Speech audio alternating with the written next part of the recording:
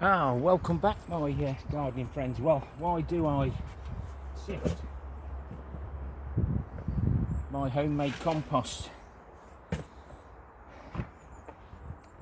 So this compost had the potatoes in, so it's got a bit of a mix in, as at the minute it's full of debris. Now, as you know, even compost that you buy, I don't buy, can be full of all sorts. We've got potatoes in there, they can be into the compost bin. Got a few stones, some wood chips and that we might have added before or just got picked up. Potato skins. I'll take any plastic and stones that I can see, then they go into my temporary compost bins.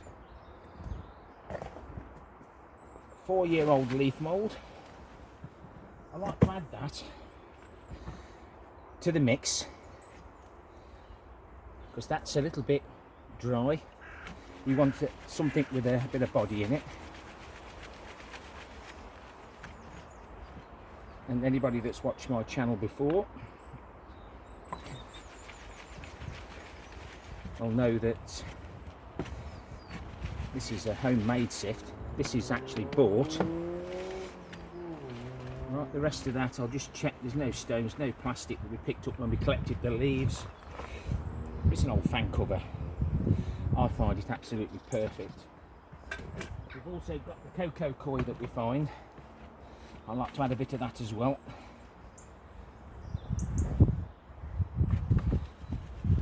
Normally this you don't find a lot in here. You might find the odd plastic, a pair of scissors.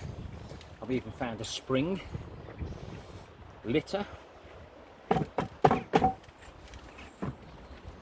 But that roughage now can go in the compost bin. Again, that's a good addition to everything else. And then we've got some wood chips. These are now 4-year-old wood chips. You know, I do it in the paths. When I refresh the paths, certain areas I'll remove the wood chips.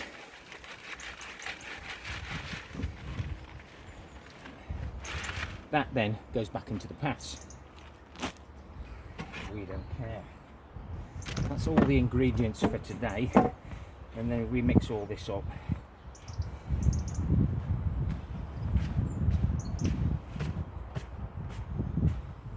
Some of this is very dry, but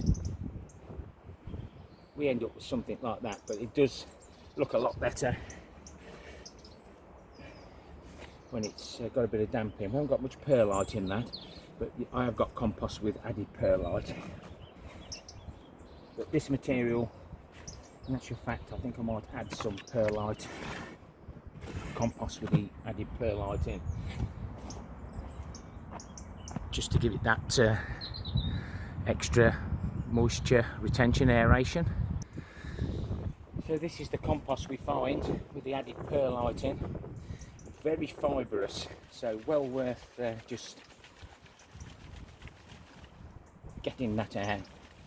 The perlite falls through the holes in the fan really well. Just be careful with the dust, guys.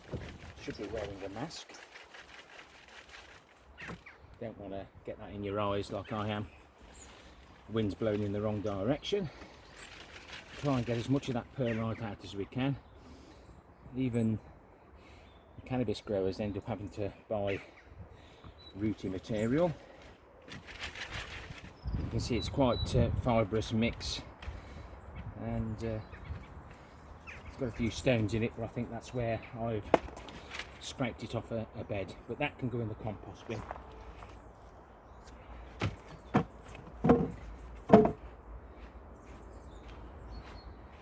But it's just having a happy mix. This can now be spread on top of any beds that just need it. All absolutely free. Just a matter of going out collecting leaves, collecting manure, spent hops. I haven't collected those for a while. But anything free that you can collect to create your own compost. It's far too expensive. And got more rubbish in it than you have with homemade compost.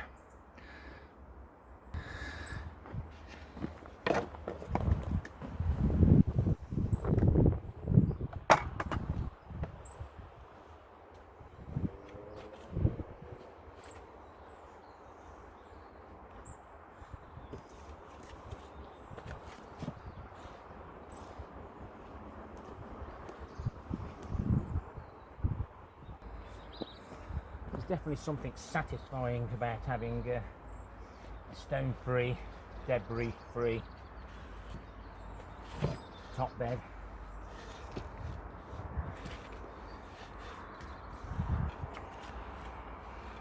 This can now be protected with cardboard over the winter months. Similar to this one, or sheep's wool, and green manure, or 4-year-old leaf mould. If you've liked the content, please give me a thumbs up or a thumbs down for the interaction.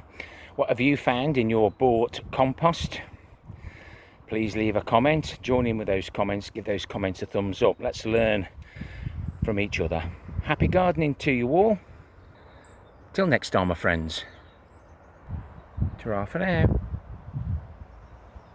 Don't forget the end screens.